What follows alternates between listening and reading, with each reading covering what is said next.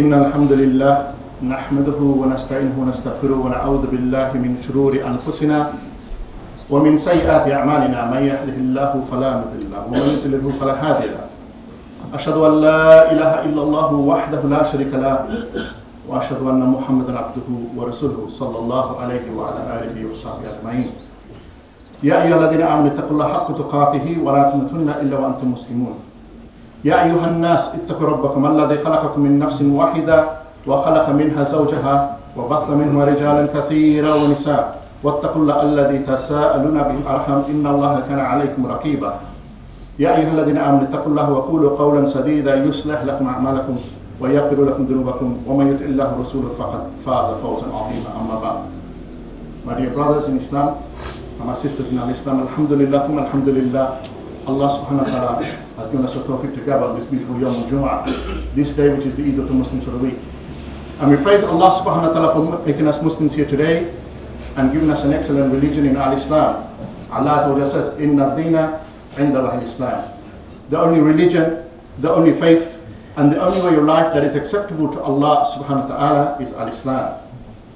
And we praise Allah subhanahu wa ta'ala for giving us an excellent example in the Messenger Muhammad sallallahu alayhi wa sallam. Allah said, لَقَدْ كَانَ لَكُمْ فِي رُسُولِ اللَّهِ أُسْوَةٌ حَسَنَةٌ. Really find an excellent example in the Messenger Muhammad sallallahu alayhi wa sallam. I pray, my dear Muslims, that Allah subhanahu wa ta'ala grants us the tawfiq to understand our religion, to be people Ahlul Quran, Ahlul Sunnah, Ameen, Ya Rabbal Alameen. Amma ba'd. As for the topic I wish to speak about today, I'm sure many of you are very excited with, inshallah, waiting for the announcement of Ramadan within the next few days. I want to speak about how to benefit from the month of Ramadan. And first and foremost, in nasiyah to myself, and I pray that inshallah ta'ala the nasiyah I give today, that we can all take some goodness from it. Ameen, Ya Rabbal Alameen. Now, my dear Muslims, you know, there are many people who take Ramadan for granted. And that's why I wanted to speak about benefiting from Ramadan.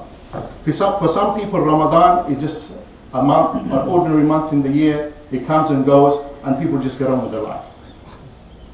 But if we want to be those who are successful among the muflihun, those who gain success, both in the dunya as well as the akhirah, we want to have that same zeal and enthusiasm as the Sahaba had.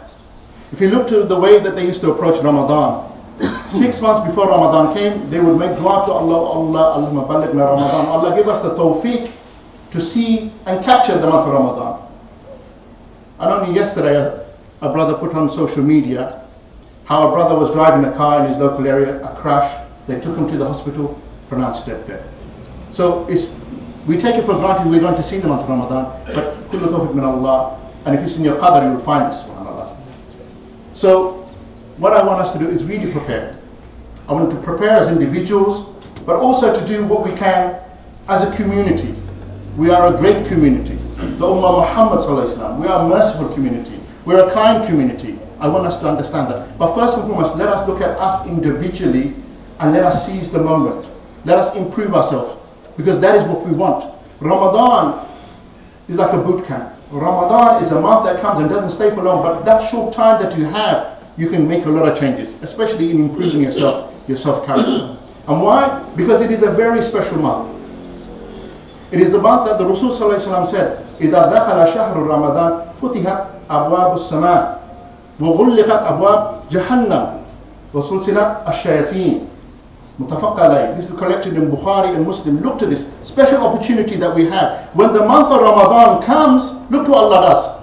Opens up the gates of the heavens and closes the gates of Jahannam, hellfire, and Allah chains up all of the shayateen. Now I want us to understand this, because this is an excellent opportunity for us. I always give these reminders about seizing the moment. As Muslims, we need to seize the moment. Moment to do khair. Look at this. Allah subhanahu wa ta'ala said, in this special month, we open up the gates of heaven. Now, the Rasul sallallahu alaihi wasallam already told us, Al-Jannah haq, An-Nar haq, these are true realities that exist. But how many of us are actually going towards paradise? How many have invested our life in the dunya to go towards paradise? And how many of us are being called to the hellfire and we don't even know this? Serious situation for us. So we are told that when this month comes, you have every opportunity to receive the mercy of Allah subhanahu wa ta'ala.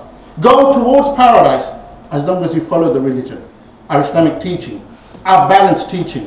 That is what we are taught. And the hellfire is always calling for its inhabitants. The hellfire is so greedy. It always says, room for more, come, ta'al, there's room for more. But in the month of Ramadan, Allah closes those gates and you are able to seek the forgiveness of Allah subhanahu wa ta'ala. And what is the significance of chaining up the shayateen, the devils, literal translation? Subhanallah, one of the things that we are told that the shaitan, the Satan, is for us and forever an enemy. إِنَّهُ لَكُمْ عَدُوٌّ مُبِينٌ. He is a clear enemy for you. And sometimes we lose this in the psyche of things. Sometimes we don't realize that we're being influenced and we're wasting opportunities, and it's simply from waswasa. Because they don't have any other power than that waswasa fi sudurin nas, that they just inspire you to do and waste time and inspire you to do bad things. And that's why one of the things we want to do when we enter the month of Ramadan is look to ourselves and look to us. What is this excellent opportunity about? What is it that we can gain from having the shayateen chained up? The shaitan, they attack you in two ways. They attack you in two ways. They attack you and your nafs by shahwat, by desires. And they attack you by doubt. These are the two things. If you have desires and you can't curb your desires, whatever they may be, materialism, women, gold, whatever it is, then know you're on a path of destruction if you can't curb your desire. Because there's a difference between halal and haram, tayyib, and su. There's a difference between all of these things. If you don't curb your desire, and if you don't deal with the issue of doubt, then you will think you are going along the straight path, but you're not. So these are the two things that, inshallah, in the month of Ramadan, if we practice our religion correctly, then we find that we deal with all of these two things. The shahawat, our desires, curbing our desires. And today, subhanallah, when we look to the desires that we are a nation always looking for more. Always looking for more. Whatever you have is not enough anymore. Why? Because the lifestyles that we have now is not basit, is not simple like anymore. If I was to tell you, I spent 2 years living in Bangladesh and I lived with my family farm and that was a sort of training for me. You say that to the children today and they say, where is the Wi-Fi connection? Where am I going to play my games? How am I going to be connected? Can you see there's a different lifestyle? So we are now in a society where people just want more and more and more. But they don't realize what they're not doing is investing in their spirituality, in their good character, and investing in the akhirah. So how do we deal with these two aspects, these two things that affect us all the time? First, we need to make sure that we understand that we will be influenced by the shaitan. Look to this. Ahmad ibn Hanbal, rahmatullah alayhi, on his deathbed, and this is a good lesson for us, is narrated by his son Abdullah. He said, my father, when he was on his deathbed, he was coming to and fro from consciousness. And every so often we say, la, he would say, no, not yet. To Abdullah, this made no sense. Not yet. Then he would come again, to and fro, not yet. Then again, to and fro, not yet, la, not yet. He made no sense to Abdullah. When Ahmad ibn Hanbali came round, he gained a consciousness for a while. Abdullah asked his father, what was it that he was saying? What was it that he was saying? To which Ahmad ibn Hanbal, he said, did you not know? That was the shaitan that came to me at that time. And he said, oh Ahmad, oh great imam, oh great scholar, you got away with it. You never fell within my traps, you got away with it. To which Ahmad ibn Hanbal looked to his humility. He said, no, not yet. Not yet. Hatta maut, until death. And that is the struggle that we have. This is the struggle that we have with our nafs. And that's why Allah subhanahu wa ta'ala gave this month of Ramadan, an excellent opportunity for us to struggle with our nafs, and much more than that, to help others as well. I don't want today's khutbah to be just about us. It's us being better people to help others, enable others, empower others, support others. So, as you know, Allah subhanahu wa ta'ala says, Ya ayyuhalladhina amanu kutiba alaykum as-siyam kama kutiba ala alladhina min qablikum la'allakum tattaqun. Kutiba alaykum as-siyam. Okay? Allah subhanahu wa ta'ala said, we prescribe fasting for you, subhanAllah. Now, why fasting? Why kutiba ala? The ulama, they say furida. It means something further on the one who is Muslim, sane, adult, and has a capability. You're excused if you're sick or you're traveling. Allah subhanahu wa ta'ala knows our limit. Allah is the creator of all creation. Allah knows our limits. I know, mashallah, there are many brothers, they fast during the year serially. So you find people who fast on Mondays and Thursdays. Ayman Bayi, then mashallah, may Allah reward these brothers for this habit that they do. But as an ummah, as a community, there's something called the Ramadan spirit. People who don't normally fast, because it's prescribed for us, we understand it's a sense of obligation, we engage in this. And we love Ramadan. Why? Because you're not fasting on your own, you're fasting as a community. The community spirit is there. When you're breaking iftar with your fellow Muslims, and sometimes non-Muslims invite them. There is this Ramadan spirit. But sometimes we think abstaining from food and drink is just to curb our hunger and thirst. No. The verse is لَعَلَّكُمْ تَتَّقُونَ. The whole purpose you're doing this, you're putting your body through this, and I want us to understand this, is so that you have this spiritual awakening. All the time you want the dunya, all the time your desire is calling you towards this.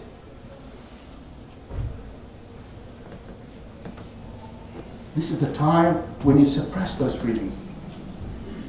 The Rasul sallallahu alaihi wasallam said that what the fasting does is narrows the path for shaitan. What it does is, it narrows the path. It makes us weak, temporarily makes you weak, yes. In fact, this is one of the time when somebody says he wants to fight you, you say, Inni Saim. It's not showing off to say, look, I'm fasting, leave me alone. This is not the time for argument. It is not boasting to say that, because normally you can't tell he's fasting.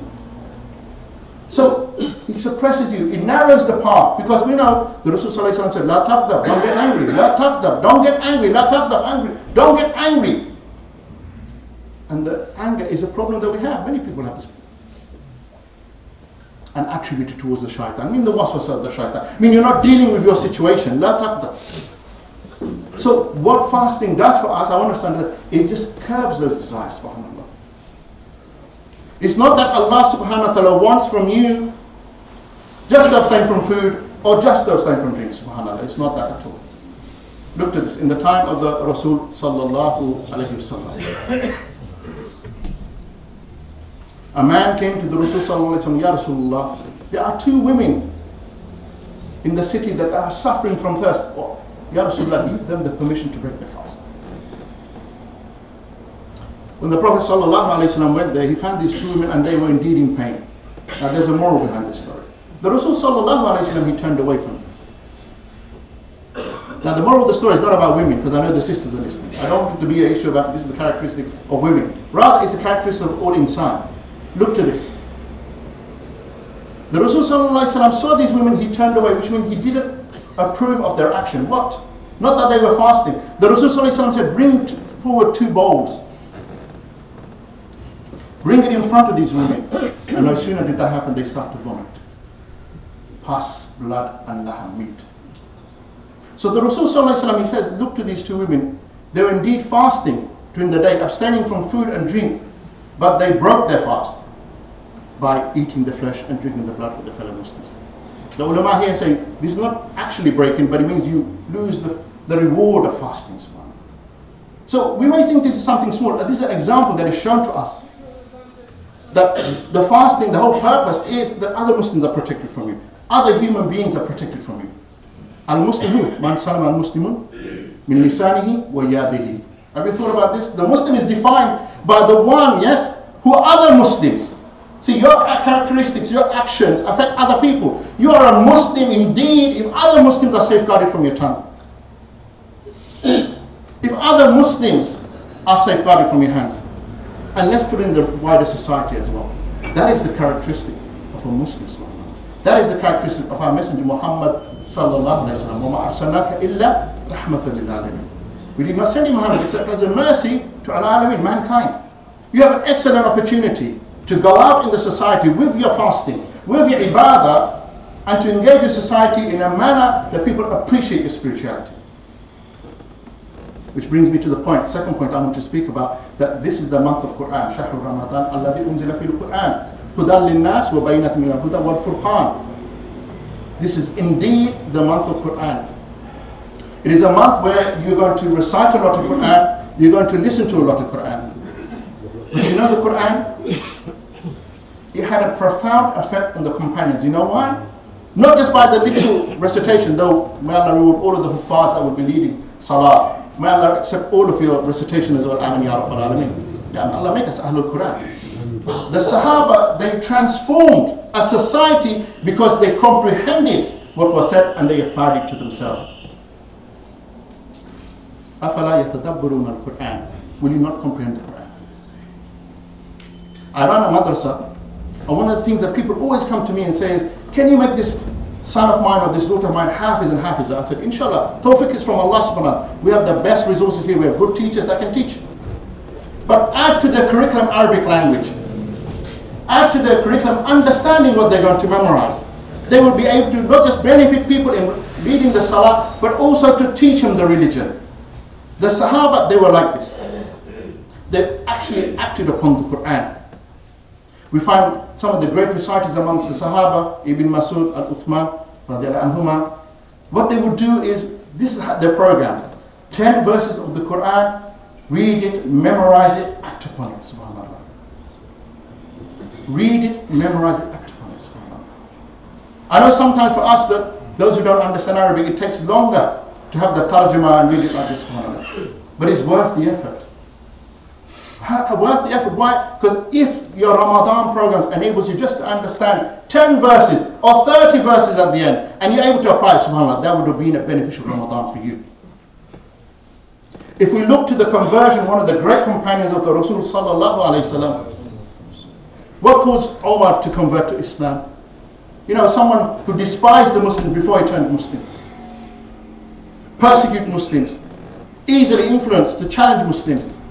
He heard the recitation of the Quran, and when the Quran was kept away from him, he said, no, read this to me and tell me who teaches you this, and then take me to him.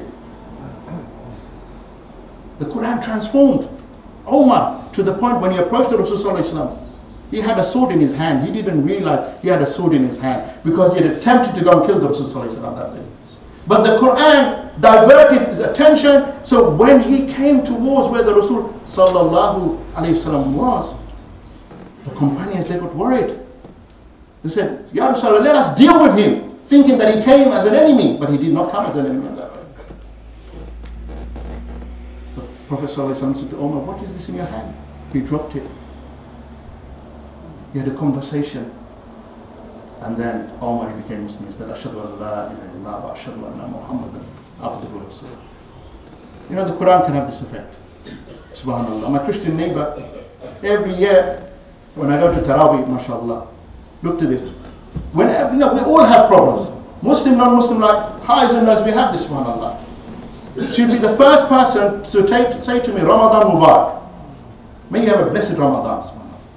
And she's also the person, when she sees me go to Salah, she knows we're going to night prayers, it's a close time, Allah. She'll say, when you go, can you ask your Lord and make a prayer for me that I'm going through some hardship, that God, your God, our God, eases the situation.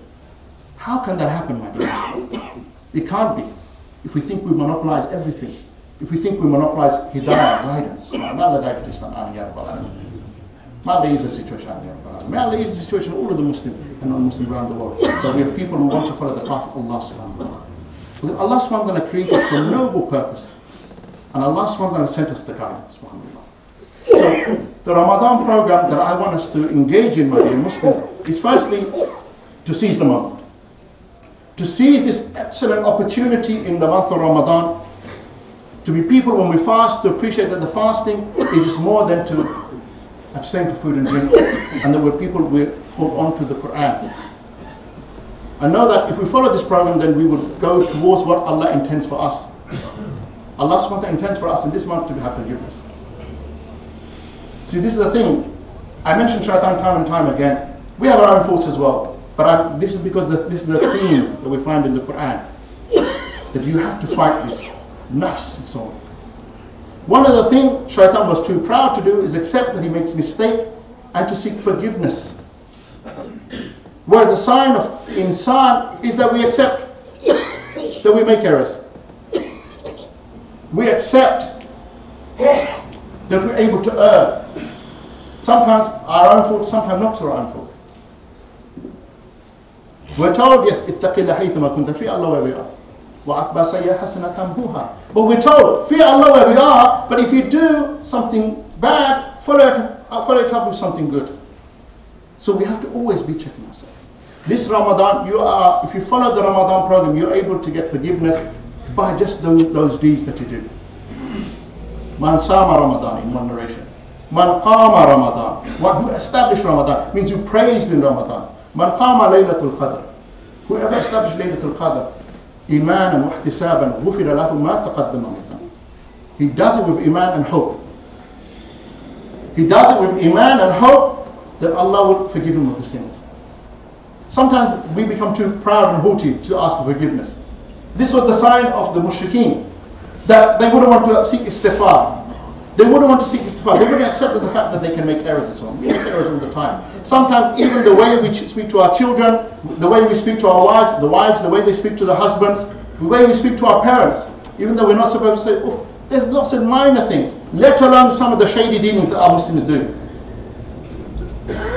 Let alone some of the shady dealings, subhanAllah. It's become known now that if you want to buy a car, don't buy a car from a Muslim. A'udhu billah. We're laughing, but this is the state. Brother, don't buy a car from a Muslim, subhanAllah. And I can testify something like this happened to me. Buy a car from a Muslim, next thing I know, police are sending me letters. Can you see? Is this what we are? Is that what the Ummah has become now? We don't want to be like this. If we do mistakes, ask Allah to forgive us. The Rasul sallallahu alayhi wa sallam was someone used to ask Allah Azza wa Jal for forgiveness 70 to 100 times a day.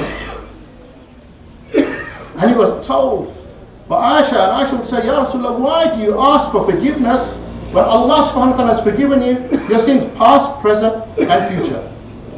To which the Rasul sallallahu alayhi wa sallam said, Alam akun abdan shakura. Should I not be a grateful servant? This is what I want us to be, my dear Muslims, in this month of Ramadan. That we're grateful to Allah subhanahu wa ta'ala that Allah has guided us to Islam in the first place. That Allah subhanahu wa ta'ala keeps us sincere towards Him. That Allah gives us the tawfiq to maximize our benefit in this month of Ramadan. That Allah subhanahu wa ta'ala removes the stress and the distress of the Ummah Muhammad sallallahu alayhi wa sallam, wherever that may be. أقول قولي هذا واستغفر لي ولكم ولسائر المسلمين من كل ذنب فاستغفروه إنه هو الغفور الرحيم. الحمد لله رب العالمين والصلاة والسلام على أشرف الأنبياء والمرسلين نبينا محمد وعلى آله وصحبه أجمعين. أشهد أن لا إله إلا الله وأشهد أن محمدا عبده ورسوله صلى الله عليه وعلى آله وصحبه أجمعين. وبعد. So I'm just giving you a reminder, and subhanAllah, it should be nothing new to you. And sometimes I think maybe I should speak about something else, but no. I think we need to really fix ourselves up. We're having a few more days. We're looking for the moon sighting very soon. And hopefully there will be no moon sighting wars amongst the Muslims. We cannot decide which day it is. Hopefully it will be in peace. Hopefully this month of Ramadan we will sight the moon, we'll accept it, and as a community we unite, and inshallah ta'ala, and we just do our ibadah.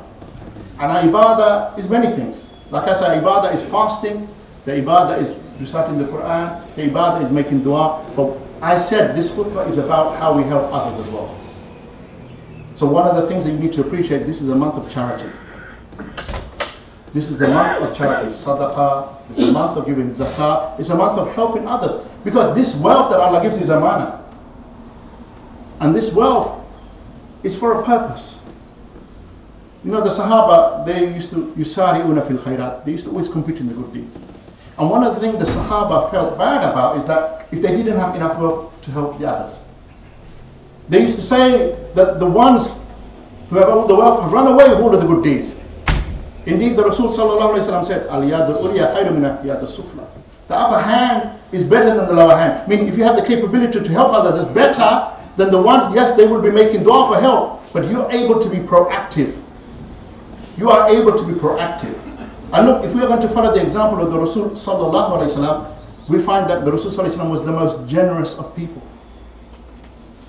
And I want us to understand that he sallallahu alayhi wa sallam had a very simple life. He had the choice to live like a king or a prince, but he chose no, to be a humble person, a servant of Allah. كان النبي صلى الله عليه وسلم أجود الناس أجود ما يكون في رمضان. The Nabi sallallahu alayhi wa sallam was the most generous of people, and he was very generous in the month of Ramadan. You know why he was generous in the month of Ramadan? Because he used to have regular meetings with Jibreel alayhi salam to revise the Quran. He felt, because of this gratitude, that he used to be more generous, subhanAllah. What about us? Are we not grateful for what Allah has given us? The good health that we have. If we don't have good health, then give sadaqah. Daw mardakum bis sadaqah. Cure your illness, cure your sick by giving sadaqah. Are we not grateful that Allah saved us from calamity? Because many people around the world, the people we try to help, the poor and needy, they are going through so much stress, calamity. As-sadaqah taruddu bala. Give charity, avert calamity from yourself. But mostly, look to this, as-sadaqah burhan. Sadaqah is burhan, is proof for you, subhanAllah.